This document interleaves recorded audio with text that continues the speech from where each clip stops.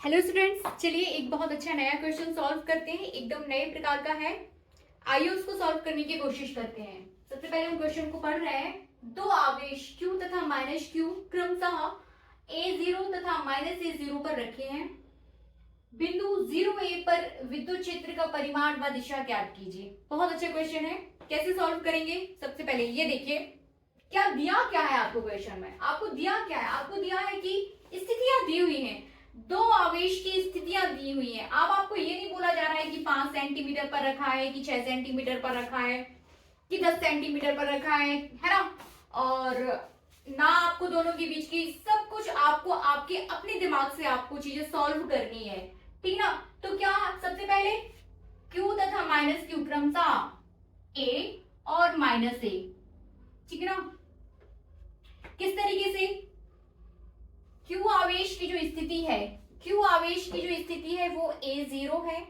इसका मतलब है A इसका x कोऑर्डिनेट है और 0 इसका y कोऑर्डिनेट है। Is that clear? इसके बाद माइनस Q आवेश की जो स्थिति है वो है 0a, 0a, यही है ना? नहीं, माइनस A0, माइनस A0। इसका मतलब है ये जो है इसका x कोऑर्डिनेट है और ये जो है इसका y कोऑर्डिनेट है, ठीक है ना। वो बिंदु जहां पर आपको विद्युत क्षेत्र की तीव्रता ज्ञात करनी है, वो बिंदु जहां पर आपको विद्युत क्षेत्र की तीव्रता ज्ञात करनी है, वो बिंदु कौन सा है? वो बिंदु है आपका 0a। इसका मतलब है ये इसका x कोऑर्डिनेट है और ये इसका y कोऑर्डिनेट है। इन तीनों ही बिंदुओं का कोऑर्डिनेट सिस्टम में आपको, जब तक आपको इनकी स्थितियां पता नहीं होंगी तब तक आप ये क्वेश्चन सॉल्व कर ही नहीं पाओगे, है ना। तो ये होता है आपका coordinate system. x y z axis, x y z axis है।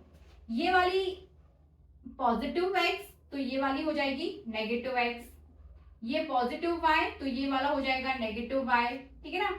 ये z तो ये हो जाएगा माइनस z, ठीक है। तो ये वाला बिंदु आपका कहां फंसेगा? ये वाला 0a0 पॉजिटिव कोऑर्डिनेट्स में, x के पॉजिटिव कोऑर्डिनेट, इट मींस यहां पर कहीं, ठीक है ना। दूसरा बिंदु माइनस A0 मतलब नेगेटिव x डायरेक्शन में, इसका मतलब है यहां कहीं। दोनों ही x का a और a दोनों ही आपका सेम डिस्टेंस पर है, 0 से सेम डिस्टेंस पर, x उधर तो माइनस x इस साइड। फिर दूसरा पॉइंट आपका जो 0a है, इसका मतलब ये क्या है? इसका मतलब ये इसका x कोऑर्डिनेट 0 यहाँ और ये आपका यहाँ कहीं आएगा, ठीक है ना। तो किस तरीके से आपका चित्र बन जाएगा? ये जो पूरा चित्र है वो किस तरीके से आएगा? ये इस तरीके से, minus Q plus Q, minus Q it means minus A0 वाला पॉइंट और ये हो जाएगा A0 वाला पॉइंट। इसके मध्य बिंदु से ये और यहां पर कहीं आपको विद्युत क्षेत्र की तीव्रता ज्ञात करनी है इस पॉइंट पर, और ये वाला पॉइंट हो जाएगा 0a, ठीक है ना। इतनी सारी स्थिति यदि आपको क्लियर है तभी आप ये वाला क्वेश्चन सॉल्व कर पाओगे, ठीक है ना। यहां से यहां तक की बीच की दूरी हो जाएगी 2a, क्योंकि इतना a और इतना भी a, तो पूरा कितना हो जाएगा? 2a। और यहां से यहां तक का डिस्टेंस कितना हो जाएगा? ये, ठीक है ना। आपको इस बिंदु पर, ये बिंदु P, इसे आप बिंदु P मान लीजिए, इसे आप A मान लीजिए और इसे आप मान लीजिए B। तो बिंदु A पर माइनस Q आवेश रखा है, बिंदु B पर प्लस Q आवेश रखा है।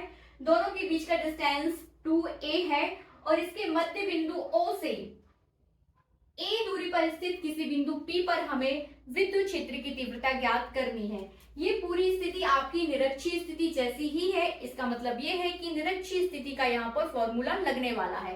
तो निरक्षीय स्थिति के लिए विद्युत क्षेत्र की तीव्रता का फॉर्मूला क्या हो जाता है? E equals to 1/4 pi epsilon naught 2p upon r square plus a square to the power 3/2। ये फॉर्मूला हो जाता है निरक्षीय स्थिति के लिए। किसके लिए? निरक्षीय स्थिति के लिए। निरक्षीय स्थिति के लिए ये पूरा आपका फॉर्मूला हो जाएगा। अब यहां पर P क्या हो जाएगा? P हो जाएगा पी यहाँ पर विद्युत द्विध्रुव आघूर्ण है, कई बार हम पढ़ चुके हैं। और विद्युत द्विध्रुव आघूर्ण बराबर क्या होता है, एक आवेश गुणांक दोनों आवेशों के बीच की दूरी, ठीक है ना। आर क्या हो जाएगा, आर वो दूरी है जहां पर आपको विद्युत क्षेत्र की तीव्रता ज्ञात करनी है। इसका मतलब आर कितना हो जाएगा, इक्वल्स टू ए, है ना, इक्वल्स टू ए दूरी पर आपको विद्युत क्षेत्र की तीव्रता की गणना करनी है। और ये वाला ए एज इट इज रहेगा, क्योंकि क्वेश्चन में भी दो बिंदुओं के बीच की दूरी जो है वो 2a दी हुई है, तो ये वाला a आप वहीं से ले रहे हो। आप p और r की वैल्यूज यहाँ पर पुट कर देते हैं और इसे सॉल्व कर देते हैं। तो चलिए आइए सॉल्व करिए इसे। E इक्वल्स टू हो जाएगा 1/4 पाई एप्सिलॉन नॉट 2, p की जगह हमें कितना लिखना है, q cross 2a upon a की जगह r की जगह a square plus a square to the power 3/2, ठीक है ना। इसे आगे सॉल्व करते हैं। E इक्वल्स टू हो जाएगा 1/4 pi epsilon naught 2 q cross 2a upon 2a square to the power 3/2, ठीक है। इसको थोड़ा सा और हम आगे सॉल्व करेंगे, तब E इक्वल्स टू हो जाएगा 1/4 pi epsilon naught 2 q cross 2a upon में कितना जाएगा, अब ये देखिए 2 के ऊपर 3/2 की घात और a के ऊपर भी 3/2 की घात, ठीक है ना। जब आपके पास 2 टू द पावर 3/2 हो तो आप इसको 2√2 लिख सकते हैं। 2 के ऊपर 1 की घात, 2 के ऊपर 1/2 की घात, तो 1 प्लस 1/2 इक्वल्स टू कितना हो जाएगा, 3/2। इसलिए जो 2 टू द पावर 3/2 है उसको हम 2√2 लिख रहे हैं, ठीक है, लिख लीजिए। तो E इक्वल्स टू हो जाएगा आपके पास 1/4 pi epsilon naught 2 q cross 2a upon 2√2 और a क्यूब, क्योंकि ये स्क्वायर से स्क्वायर कैंसिल हो जाएगा, तो कितना आ जाएगा, a क्यूब। आगे सॉल्व करिए। E equals to 1/4 pi epsilon naught 2 q cross 2a as it is ही लेके चल रहे हैं हम, q क्रॉस 2a अपॉन, ठीक है ना, 2√2। तो ये 2 से ये वाला 2 कैंसिल कर लेते हैं, तो ये वाला 2 कैंसिल हो जाएगा। 2 से 2 को हमने कैंसिल किया और a से एक पावर कैंसिल की, तो यहाँ पर बचेगा स्क्वायर, तो इसको भी कैंसिल कर दीजिए और यहाँ पे आ जाएगा √2 और नीचे आएगा a square.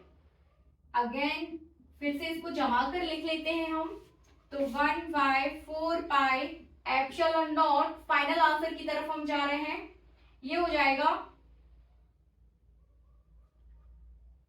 2q upon 2q upon √2a square newton पर कूलम, न्यूटन पर कूलम, ठीक है ना। ये फाइनल आंसर मिलेगा। इसको और आप सिंप्लीफाई कर सकते हो, √2 का ऊपर नीचे गुणा करके, है ना, कर ही लेते हैं। √2 का यदि आप ऊपर नीचे यदि आप ऐसे गुणा कर लेते हो इसको यहाँ पर कि √2 ऊपर भी जाए और √2 नीचे भी जाए, ठीक है ना, तो ये आंसर हो जाएगा आपका, सिंप्लीफाई कर रही हूं मैं इसको, 1/4 पाई एप्सिलॉन नॉट 2, अब ये √2 आएगा, ठीक है ना, तो इस 2 से कर ही लेते हैं 2q अपॉन √2। जब ये वाला √2 ये वाला √2 आपस में गुणा करेंगे तो आपके पास क्या बचेगा, 2a स्क्वायर, तो इस 2 से इस 2 को कैंसिल करिए, तो फाइनल आंसर आ जाएगा आपके पास E equals to 1/4 pi epsilon naught q √2 upon a square newton पर कूलम, ठीक है ना, न्यूटन पर कूलम। और इसकी दिशा क्या रहेगी, इसकी दिशा रहेगी -q तथा +q आवेश को मिलाने वाली रेखा के समानांतर। बहुत ध्यान से पढ़िए इस क्वेश्चन को, बहुत इंपॉर्टेंट क्वेश्चन है, ये आपको एग्जाम में आ सकता है और यदि एग्जाम में नहीं आएगा तो ये किसी भी कॉम्पिटिटिव एग्जाम में आपसे पूछा जा सकता है। तो प्लीज इसको ध्यान से देखिए। Thank you so much. चलिए फिर से एक और नया क्वेश्चन सॉल्व करते हैं। आइए, क्वेश्चन को पढ़ रही हूं मैं। ए मीटर भुजा वाले वर्ग दिया है हमें। वर्ग का मतलब क्या होता है? ऐसी कोई आकृति जिसकी चारों भुजाओं, जिसमें चार भुजाएं होती है और चारों ही भुजाओं की जो लंबाई है वो कैसे रहती है? बराबर। तो वर्ग के चारों कोनों पर समान आवेश Q स्थित है।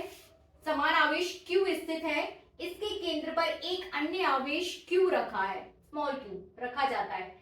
Q, कैपिटल Q तथा स्मॉल q में संबंध ज्ञात कीजिए। जो क्वेश्चन में दिया हुआ है उसका हम डायग्राम बनाने की कोशिश करते हैं। तो सबसे पहले तो क्या है? वर्ग। तो सबसे पहले हम एक वर्ग बना लेंगे।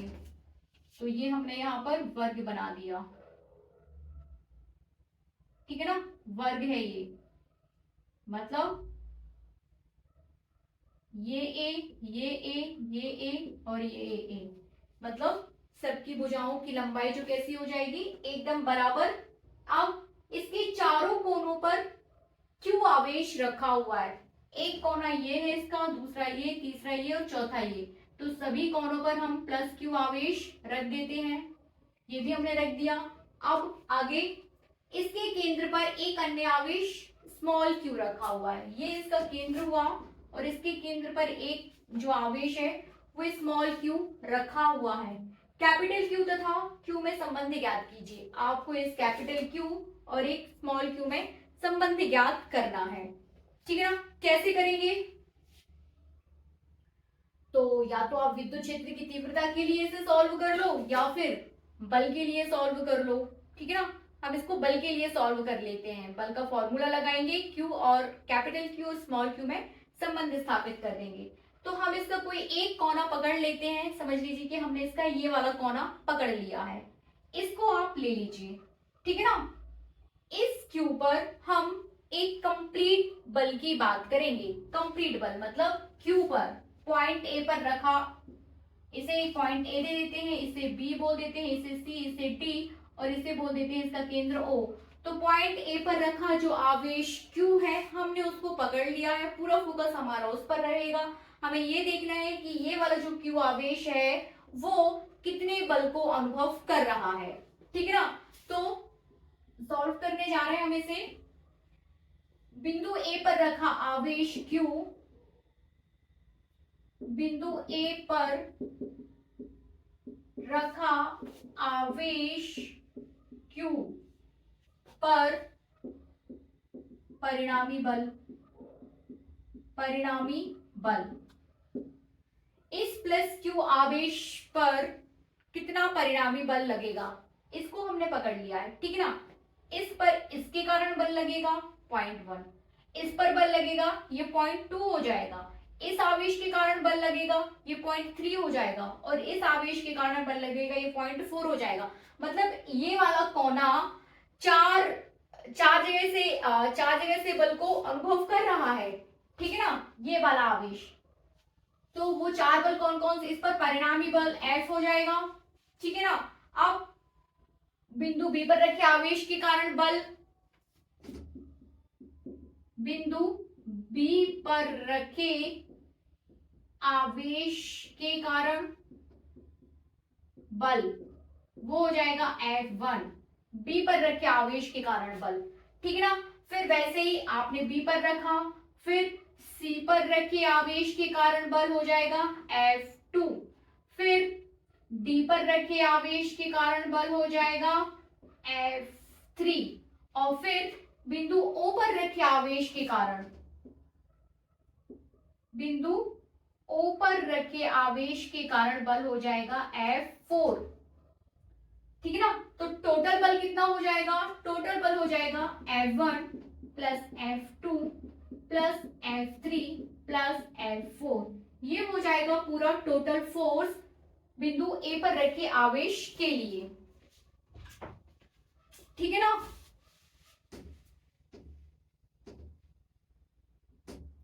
अब आपको देखना है, हमें पता है कि F इक्वल्स टू होता है, F इक्वल्स टू होता है 1/4πε0 आवेश गुणा आवेश बटे दूरी का स्क्वायर, आवेश गुणा आवेश बटे दूरी का स्क्वायर, ठीक है ना। तो F1 कितना हो जाएगा, इस हिसाब से F1 हो जाएगा इस पर इसके कारण बल, तो यहाँ पर Q आवेश और यहाँ पर Q आवेश और दोनों के बीच का डिस्टेंस कितना है A, तो F1 हो जाएगा 1/4πε0 आवेश और आवेश, तो आवेश गुणा आवेश और दूरी कितनी है दोनों के बीच की दूरी A और उसका स्क्वायर, तो ये हो जाएगा 1/4πε0 Q square divided by A square, मतलब F1 की जगह आप कितना लिख सकते हैं 1/4πε0 Q square by A square plus, ठीक है। अब हम निकालेंगे F2 निकालेंगे,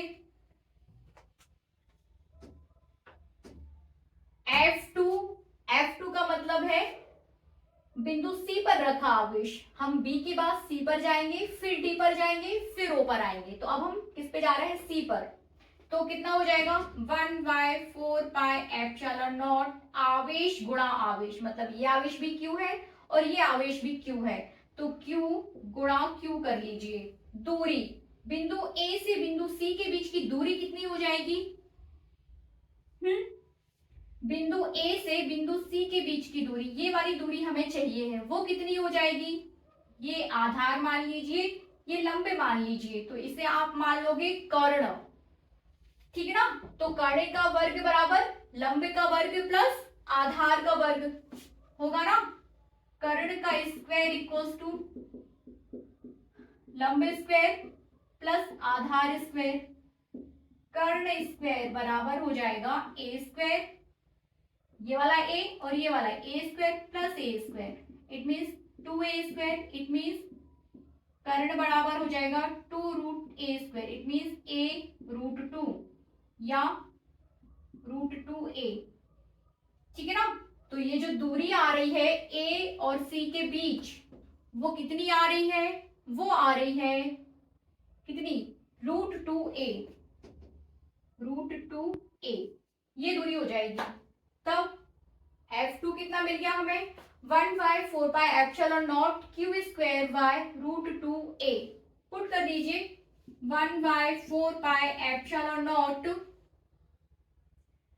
Q square by √2A plus, ठीक है। अब आगे चलते हैं,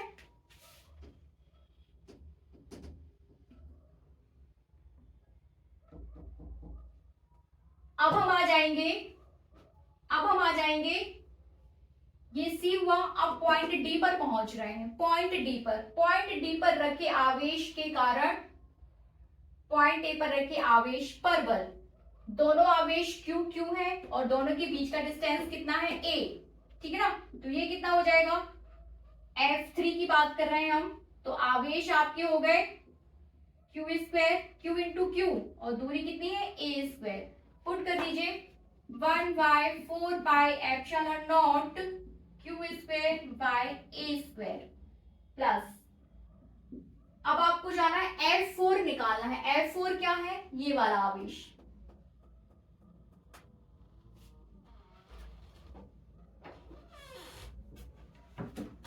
ठीक है ना।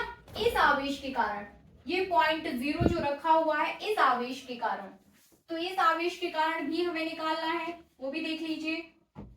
F4 की बात कर रहे हैं हम यहाँ पर, F4 कितना हो जाएगा, मतलब इस पॉइंट पर रखा आवेश बिंदु O पर, ठीक है ना। तो 1/4πε0, एक आवेश आपके पास यहाँ Q है और दूसरा इस आवेश क्या है स्मॉल q, तो Q ऐसा कर सकते हैं हम, ठीक है ना। दोनों के बीच की दूरी कितनी आ जाएगी, यहां से यहां तक की बीच की दूरी आपकी कितनी आ रही थी, वो आ रही थी √2/A, तो इसका जस्ट हाफ, ठीक है ना। इतना यदि √2/A है तो इतना कितना हो जाएगा, ये हो जाएगा √2/A/2 होगा ना, √2/A का स्क्वायर, तो ये हो जाएगा आपका F4, वो यहां पुट कर दीजिए 1/4πε0 q अपॉन √2a/2 स्क्वायर। ठीक है, इस तरीके से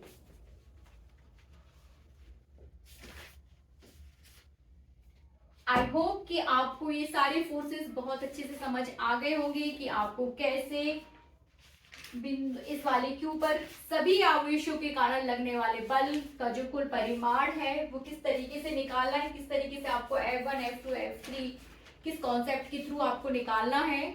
मुझे लगता है ये सारी चीजें आपको बहुत अच्छे से क्लियर हो गई होंगी।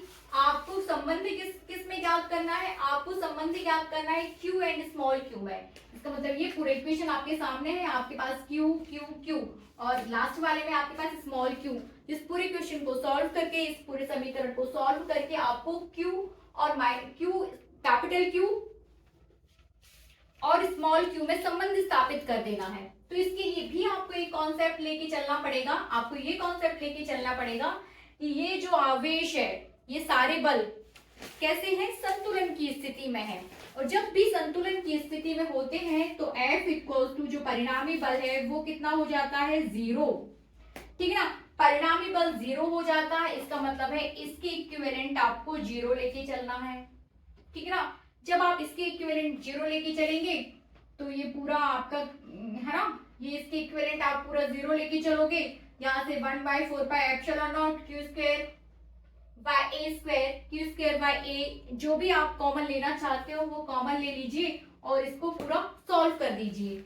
ठीक है ना, ये आपको सॉल्व करना है। मैं आपको आंसर बता सकती हूँ कि Q और Q के बीच जो संबंध आ रहा है वो कितना आएगा, तो वो हो जाएगा small q equals to -q upon 1/√2 inside the bracket 1/4।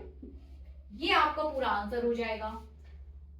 जो जरूरी चीजें थी इस क्वेश्चन में वो मैंने आपको सारी बता दी हैं। आपको कुछ नहीं करना है, आपको बस यहाँ से चीजें कॉमन ले लेना है, इक्विवेलेंट टू 0 कर देना है और उसको सॉल्व कर देना है। जब आप इसे सॉल्व करोगे तो आपके पास आ जाएगा q equals to -q equals to inside the bracket 1/√2 plus 1/4।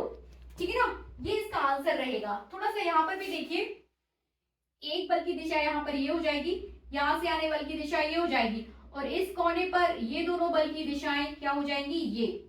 इस बल को आप इन्हें यदि F1 नाम दिया है तो ये आपके पास है ना, यहाँ पर F1 ले रहे थे अपन, F2 F3 और इसको ले रहे थे F4, तो F2 प्लस F4 ये हो जाएंगे, F2 प्लस F4 इस बल की दिशा हो जाएगी, इस बल की दिशा हो जाएगी F3 और यहाँ पर हो जाएगा F1। ठीक है ना, ये दिशाएं हो जाएंगी। मतलब आप देखिए, ऐड करने का कॉन्सेप्ट भी यही है कि कोई भी एक दूसरे के साथ क्या है, इस तरीके से आप इनको सबको ऐड कर पा रहे हो, क्योंकि दिशाएं आपको इस तरीके से दी हुई हैं कि आप सबको क्या कर पा रहे हो, ऐड कर पा रहे हो। यहाँ कहीं भी आपको माइनस ये ही यूज करना है। तो ये पूरा आपका कॉन्सेप्ट है, इसको आप इस तरीके से सॉल्व करेंगे। थोड़ा सा मैंने आपके लिए छोड़ दिया है, वो आप करिए और फाइनल आंसर तक इसको लेके जाइए। ये आपका आंसर हो जाएगा कि small q equals to -q inside the bracket 1/√2 plus 1/4। Thank you so much, solve करते रहिए।